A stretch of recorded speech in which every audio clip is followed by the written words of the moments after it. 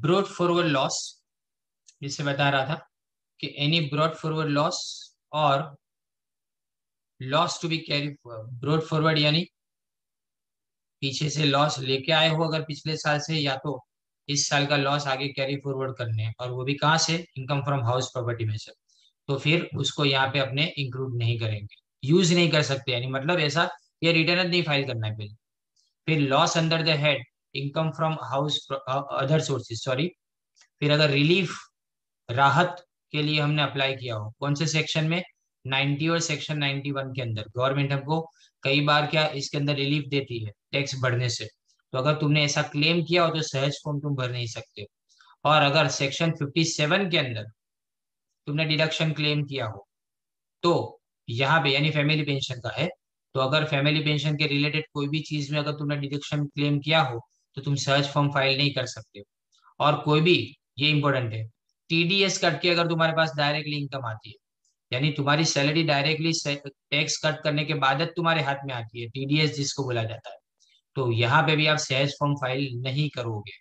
Right, कोई भी credit का अगर क्लेम करते हो उसके ऊपर, टीडीएस कटना गलत बात नहीं है, टीडीएस कट होगा ना तो आप सहज फॉर्म फाइल कर सकते हो, लेकिन अगर उसका क्रेडिट तुम वापस मांग रहे हो गवर्नमेंट के पास से कि मुझे पैसे वापस दो, ऐसा क्लेम कर रहे हो अपने डॉक्यूमेंट्स दिखाने के बाद, वैलिड है यानी मतलब लीगली तुम ऐसा क्लेम कर रहे हो, तो फिर तुमको सहज फॉर्म फाइल करना नहीं है, उसके लिए दूसरा फॉर्म आएगा, वो अलग है वापस।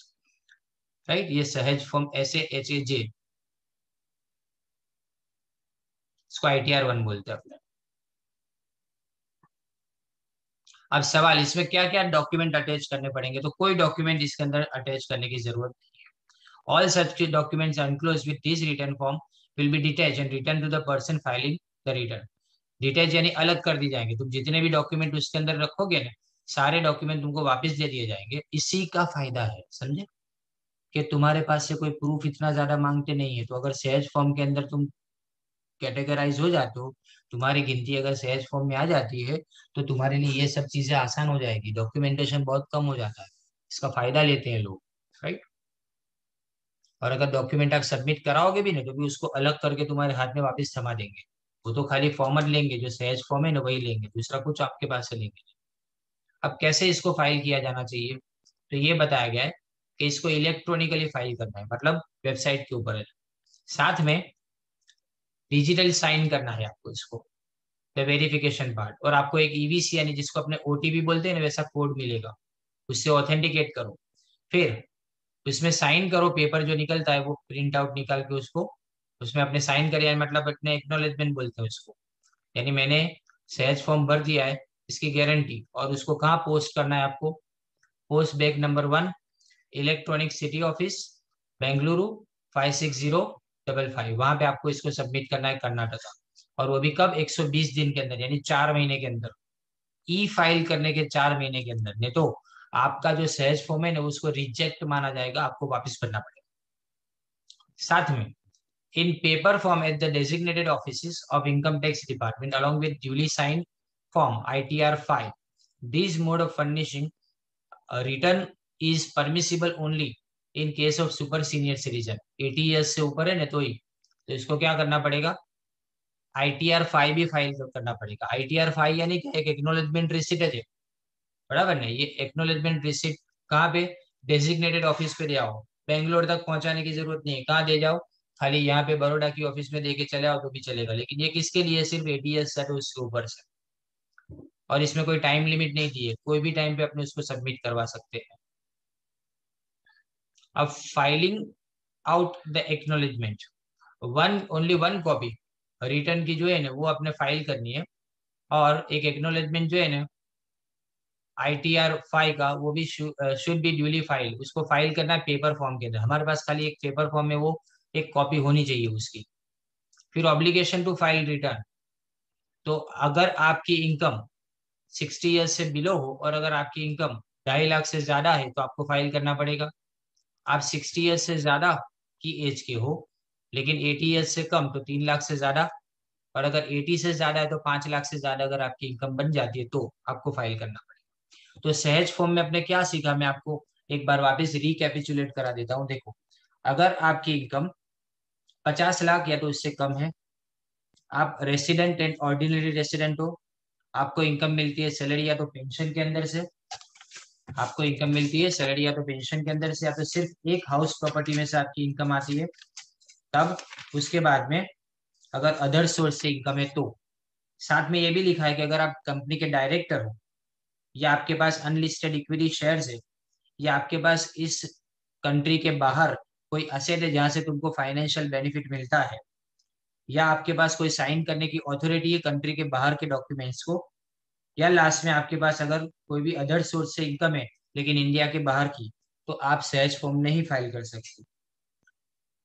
आगे और एक बात कि अगर आपकी इनकम पीजीबीपी यानी profit and gains from business and profession में से, अगर आपकी इनकम कैपिटल गेन्स में से है, अगर आपकी इनकम एक से ज्यादा हाउस प्रॉपर्टी में से होती है, अगर आप लॉटरी में पैसे कमाते हो, या हॉर्स रेसेस में पैसे कमाते हो, या फिर आपकी इनकम एग्रीकल्चर से आती है और 5,000 से ज्यादा आती है, तो आपको ये रिटर्न फाइल करना नहीं है, आप एलिजिबल नहीं हो इसके लिए।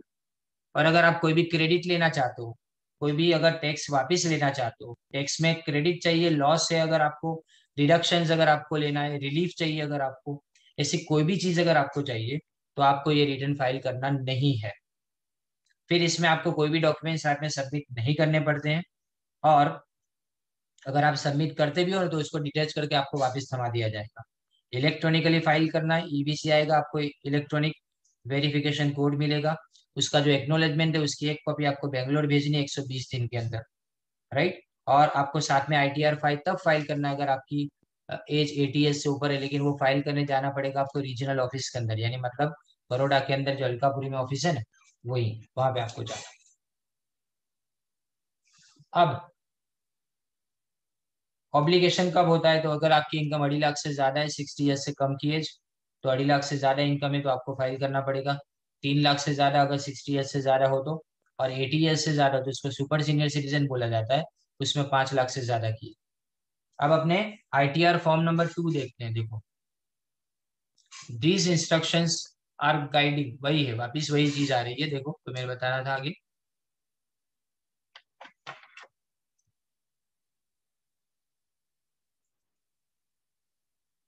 और ये भी कब, 2019-20 को एप्लीकेबल है। अब ये रिटर्न कौन एलिजिबल है, देखो एलिजिबिलिटी से जब अपने स्टार्ट करते हैं, बाकी सब में कॉमन है, इसलिए मैं हर चीज को बार बार रिपीट नहीं कर रहा हूँ। This return form is to be used by an individual or a Hindu undivided family, HUF, who is not eligible, मतलब जो आईटीआर 1 में से बच गए वैसे लोग, and who is not having any income under the head, और वैसे दो कंडीशन है, जिसकी इनकम पीजीबीपी में से नहीं है, राइट, यानी जो आईटीआर 1 फाइल नहीं कर सकते वैसे लोग, और ऐसे लोग जिनकी इनकम पीजीबीपी के अलावा कोई दूसरे सोर्स से आती है, पीजीबीपी नहीं चलेगी, यानी ये दोनों चीजें जो नहीं कर सकते वही ये रिटर्न भरेंगे आईटीआर 2, क्वालिफिकेशन ये है। फिर आगे उसी में देखो, who is not eligible to use, तो जिसकी income profit and gains from business and profession में से आती है उसको ये रिटर्न नहीं भरना है। तो ये रिटर्न में क्या क्वालिफिकेशन, आईटीआर 1 वाले तो आईटीआर 1 भरेंगे, लेकिन वो उसके अलावा जितने भी सब बच गए वो सब ये भर सकते हैं सिवाय एक के, जिनकी इनकम कहाँ से आती है, अपने बिजनेस या तो प्रोफेशन में ऐसे आती है, वो नहीं भर सकते। अब मैनर ऑफ फाइलिंग वैसा ही है, डिजिटली साइनिंग, वेरिफिकेशन पार्ट वही वेबसाइट के ऊपर जाना है, ईबीसी आएगा, और इसको भी साइन करके आपको कहाँ भेजना है, 120 दिन के अंदर बेंगलोर भेज देना है। अब ऑब्लिगेशन तो किसके लिए, वही कैटेगरी 2.5 लाख, 3 लाख और 5 लाख वाली। पर याद खाली इतना रखना है, इसमें पता है मैंने ये मैं आपको ये बता देता हूँ कि अगर आपने आईटीआर 1 सीख दिया ना, तो आईटीआर 2, आईटीआर 3, आईटीआर 4 सब इजी लगेंगे, कारण क्या, बाकी बहुत सारी चीजें उसके अंदर कॉमन कॉमन चलती रहती है इसकी वजह से। अब देखो सीधा आईटीआर 3 आ भी गया, तो अभी मैं इसका वापिस एक बार रिवाइज करा देता हूँ। देखो कौन से साल के लिए एप्लीकेबल है, 2019-20 असेसमेंट ईयर, और प्रीवियस है 2018-19 के लिए, अपने अपना साल लिख लेने का उसके अंदर। और यहाँ पे किसके लिए है, तो जिन्होंने आईटीआर 1 के अंदर कैपेबल नहीं है, जो लोग एलिजिबल नहीं है, उन सब लोगों के लिए, लेकिन एक शर्त है कि आपकी इनकम आपका प्रॉफिट या तो gains from business and profession नहीं होना चाहिए, इतने लोगों के लिए। और यहाँ पे आपको कैसे फाइल करना है इसको, तो आपको वेबसाइट के ऊपर जाना है, उसके बाद में इलेक्ट्रॉनिक वेरिफिकेशन पार्ट में जाना है, या फिर आपको जो इलेक्ट्रॉनिक वेरिफिकेशन कोड आएगा उससे आपको ऑथेंटिकेट कराना है, उसके बाद में आपको इसकी एक्नोलेजमेंट है वो 120 दिन के अंदर बेंगलोर की हेड ऑफिस तक पहुंचा देनी है। और लिमिट वही की वही रहती है, 60 से नीचे 2.5 लाख, 60 से ऊपर 3 लाख, और 80 से प्लस होने तो आपको 5 लाख। अब क्या बच गया? अब आप भी लॉजिकली बता सकते हो, पीजीबीपी खाली बच गया तो ये यहाँ पे ITR 3 में पीजीबीपी आ गया, समझे ना? तो तीनों में सब तरह की इनकम आ गई। तो ये इंस्ट्रक्शन भी सेम दिए हैं। और हु इज एलिजिबल की बात करें तो हु इज एलिजिबल में ये आता है, देखो, this return form is to be used by an individual or Hindu undivided family who is having income under the head profit and gains of business and profession. कहाँ से इनकम आती है? Business and profession में। And who is not eligible, ना ITR 1 में eligible है, ना ITR 2 में एलिजिबल है, ना ITR 4 में। ITR 4 का नाम है सुगम, 1 का नाम है सहज, बराबर। कैसे भरना है इसको? फिलअप करने की फॉर्मेलिटी सेम वही तरह से, और 120 दिन के अंदर एक्नॉलेजमेंट आपको भेजना है। अब देखो, ये लास्ट वाली लाइन अपने को सीखनी है, ये लंबी लाइन आपको दी गई है। सबसे इंपॉर्टेंट आपका सुगम फॉर्म, लास्ट वाला जो है ना ITR 4, वो देखो, in a case where accounts are required to be audited under section 44AB, कौन सा सेक्शन है? Section 44AB। It is mandatory to verify the return electronically under digital signature, यानी आपको डिजिटल सिग्नेचर से वेरीफाई करना पड़े, डिजिटली आपको भरना है ये।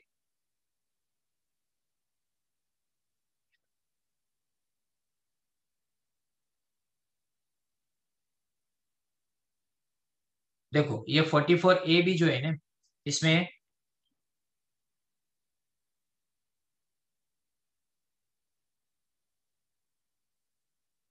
44AB है, 44AD, DA लिखा है यहाँ पे, AD आता है। फिर उसके बाद में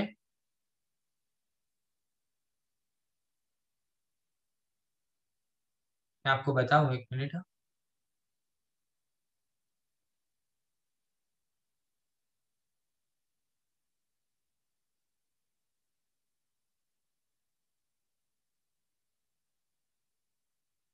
हाँ जी, तो टैक्स ऑडिट, ये ऑडिट जैसे किया जाना है, ये section 44AB of the income tax act 1961 के अंदर बताया गया है। मतलब जिसको टैक्स ऑडिट करना होने पूरी तरह से, उसको ये रिटर्न फाइल नहीं करना है। फिर 10AA देखते हैं अपने, 10AA के अंदर बताया गया है, फ्री ट्रेड जोन के अंदर अगर तुम आते हो, नहीं तो 10AA के अंदर आप एलिजिबल हो, राइट। फिर 44 देखते हैं दूसरा, AD है, इसमें DA लिखा है।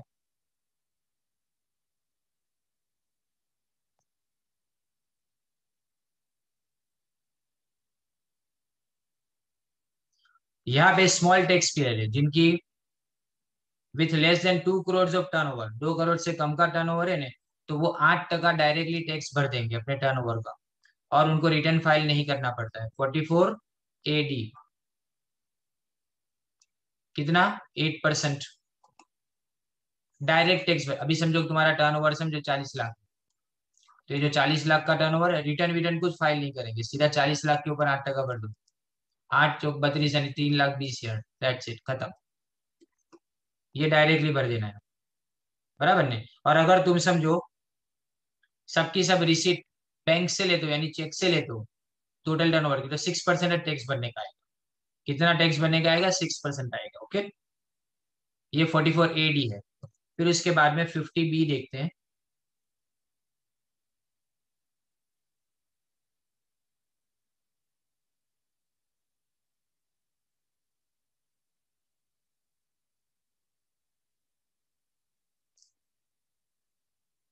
कैपिटल गेन के अंदर आता है 50D, 50B, राइट। और 80 वाला जितना भी सेक्शन है ना, वो सेक्शन आपका डिडक्शन का आता है, जितना भी 80 वाला लिखा है वो। 92A लिख दे, 92E देख लेते हैं अपने।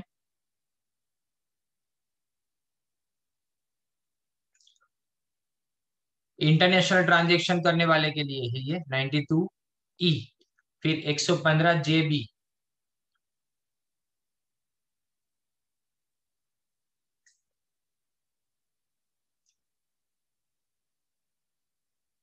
ये कंपनी के लिए जो मैट पे करेगी, कंपनी के लिए है।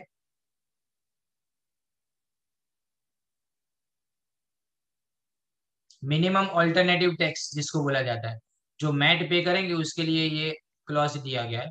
सिर्फ आपको ओवरव्यू बता रहा हूँ, कोई एग्जाम में ये सब आने वाला नहीं है, पर क्या नंबर्स देख के दिमाग में ऐसा लगता है कि ये सब है क्या, तो इसलिए मैंने आपको जस्ट आपको आइडिया दी। तो ये सब भी इलेक्ट्रॉनिकली अपने को फाइल करना है। इसके तो सम्स भी है, ये जो लिखा है ना 40 लाख वाले, उसके सम्स भी है आपके पास, 8% वाले। अब इसका फाइल करेंगे और एक्नोलेजमेंट कहाँ देंगे, वही बेंगलोर के अंदर है, वो भी कितने दिन के अंदर, सेम 120 डेज के अंदर। और यहाँ पे भी ऑब्लिगेशन सेम है, 2.5 लाख, 3 लाख और 5 लाख वाली लिमिट है। अब यहाँ देखो, ITR 4 सुगम, तो आगे के तो सब सेम है, बराबर। अब रिटर्न कौन फाइल करेगा, तो देखो, this return form is to be use by an individual or HUF, या तो इंडिविजुअल या तो HUF इसको फाइल करेंगे, who is resident other than non-resident, or a firm other than LLP which is resident whose total income 50 lakh से exceed नहीं होती। तो मैं आपको कंडीशन बता देता हूँ। पहली कंडीशन है कि क्या होना चाहिए, इंडिविजुअल या तो HUF, जो रेसिडेंट एंड ऑर्डिनरी रेसिडेंट हो, ROR। फिर अगर फॉर्म बट नॉट LLP यानी लिमिटेड लायबिलिटी पार्टनरशिप नहीं होनी चाहिए, तो उसमें खाली रेसिडेंट, और इनकम कितनी होनी चाहिए, लेस देन और इक्वल टू 50 लाख, तो आपको सुगम फॉर्म फाइल करना है। लेकिन बिजनेस कौन सा, इनकम कहां से आनी चाहिए, ये देखो नीचे लिखा हुआ है, इनकम फ्रॉम बिजनेस। अब देखो आया one by one, income from business where such income is computed on presumptive basis under section 44AD, यानी 2 करोड़ हमने देख लिया। और 44AE है ना, वो goods carriage, goods carriage up to 10 vehicles, ये पिछले सेम में था, ये पिछले सेम में था। ये इनकम फ्रॉम बिजनेस के अंदर PGBP के अंदर था, राइट, पर खाली सेक्शंस बताए गए थे, डिटेल में नहीं था। और income from profession where such income is computed on presumptive basis, यहाँ पे लिखा है कि बिजनेस इनकम, लेकिन बिजनेस इनकम में टर्नओवर 2 करोड़, और अगर प्रोफेशन की इनकम है तो उसमें टर्नओवर ADA, और उसमें कितना है, 50 लाख की gross receipt, gross receipt 50 lakh की। अगर आप इनकम सैलरी या तो पेंशन में किसे कमाते हो तो भी चलेगा, वन हाउस प्रॉपर्टी तो भी चलेगा, और अदर सोर्सेज तो भी चलेगा। तो हमारे दिमाग में एक सवाल आता है कि सैलरी यहाँ पे भी है, वन हाउस प्रॉपर्टी यहाँ पे भी, अदर सोर्सेज यहाँ पे भी है, तो ITR 1 यानी सहज में और सुगम में फर्क क्या, उसमें ने सिर्फ इंडिविजुअल था, सिर्फ इंडिविजुअल था खाली, और HUF दूसरा कुछ नहीं था। यहाँ फॉर्म भी है, सबसे बड़ा चेंज है ना वो ये है। और इसमें salary, pension, one house property और अदर सोर्सेज, यहाँ पे प्रिजम्पटिव बेसिस वाला बिजनेस भी है, मतलब 2 करोड़ का टर्नओवर, और 10 व्हीकल्स वाला कैरेज बिजनेस ये भी है। और साथ में आपके लिए दूसरा क्या, सर्विस बेस में प्रोफेशन में 50 लाख भी है, ये भी है इसके अंदर, तो ये अलग है, समझे। और यहाँ पे वही नोट वही कि अगर प्रिजम्पटिव बेसिस की बात करें, 44AD, 44AE, 44ADA shall be presumed to have been computed after giving full effect to every loss। Loss वो सब गिनने के बाद, फाइनल डिप्रिसिएशन सब गिनने के बाद हमने ये इनकम हमारे सामने रखी हुई है, ऐसा। यानी जो भी इनकम आए ना उसमें से डेप्रिसिएशन माइनस कर देना, जितना भी लॉस हो वो लॉस भी माइनस कर दो, बची हुई इनकम को जो अपने गिनेंगे 2 करोड़ वाली income. Further in a case where the income of other person like spouse, minor, वो अगर क्लब होनी है तो उसको क्लब कर दो, क्लब होने वाली सारी इनकम को क्लब तो करना ही है। फिर वापिस वही आया, देखो वो चीज है कि अगर डायरेक्टर हो तो ये फॉर्म नहीं फाइल कर सकते, अगर समझो अनलिस्टेड कंपनी के अंदर शेयर्स उसके पास हो तो नहीं फाइल कर सकते, कोई भी एसेट जिसके अंदर से कोई भी फाइनेंशियल इंटरेस्ट मिलता हो जो लोकेटेड आउटसाइड इंडिया है, तो नहीं फाइल कर सकते। As signing authority in any account located outside India, कोई भी अकाउंट में साइन करने की उसके पास सत्ता है। और फाइनली उसकी इनकम बाहर से आती है, कोई भी अदर सोर्सेज से, और बाकी भी सब सेम। जो सहज में है ना वही सब आता है, लेकिन क्या फर्क पड़ जाता है, मैं बार बार रिपीट कर रहा हूँ कि सहज में 2 करोड़ वाली लिमिट नहीं थी, जिसको अपने प्रिजम्पटिव कैलकुलेशन बोलते हैं ना, वो नहीं था उसमें। साथ में वो प्रोफेशन वाला भी नहीं था 50 लाख का।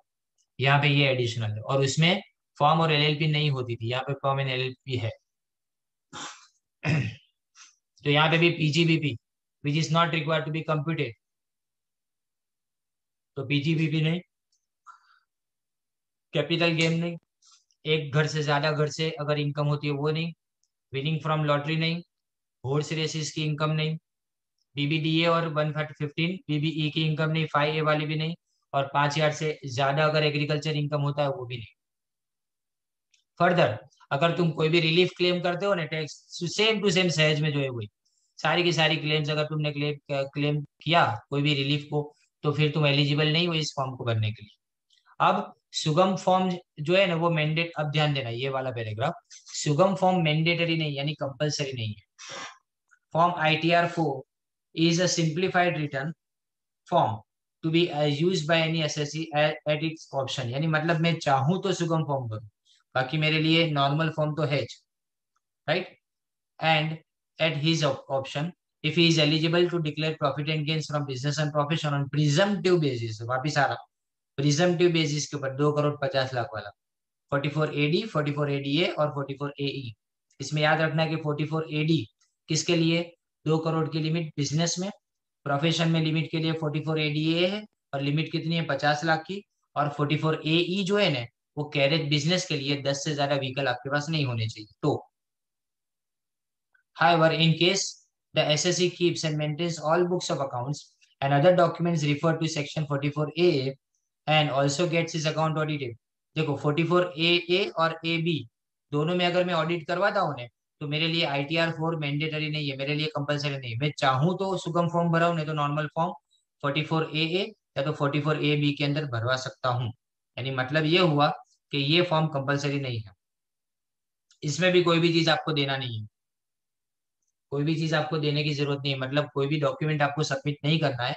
अगर आप सबमिट करते भी हो तो उसको वापस डिटेच करके आपको वापस दे दिया जाएगा। मैनर ऑफ फाइल जो सेम है, वैसे ही आपको फाइल करना है। कैसे फाइल करते हैं अपने, एक तो इलेक्ट्रॉनिकली फाइल करते हैं, डिजिटली अपने वेबसाइट के ऊपर, इसमें EVC आता है, एक्नोलेजमेंट को अपने पोस्ट करना है 120 दिन के अंदर, वही सब चीज है। और साथ में अगर 80 ईयर्स से ज्यादा की उम्र है तो अपने लोकल ऑफिस के अंदर भी ITR4 5 को अपने वहां पे senior citizen, super senior citizen दे सकते हैं। अब फाइलिंग आउट ऑफ एक्नोलेजमेंट, तो एक्नोलेजमेंट अपने पास एक कॉपी उसकी रखनी है। और ऑब्लिगेशन की बात करें तो वही ऑब्लिगेशन 2.5 लाख 3 लाख और 5 लाख वाला same to same, right. In case of forms every form is required to furnish the return income in this ITR form where profit or gains from business or profession are computed on presumptive basis under section 44AD ADA और उसके बाद में 44AE। ये तो बार बार समझा चुका हूँ आपको। अब मैं आपको इनकम टैक्स रिटर्न फाइल करने की मेथड बता रहा हूँ लास्ट।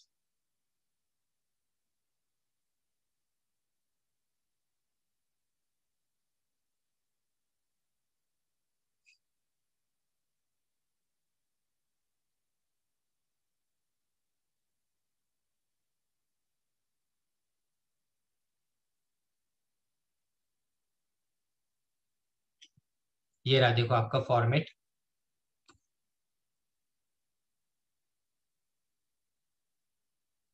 पहले अपने क्या करेंगे, फाइंड आउट इनकम टैक्स कैसे माइनस किया जाता है उसके बारे में बता दिया।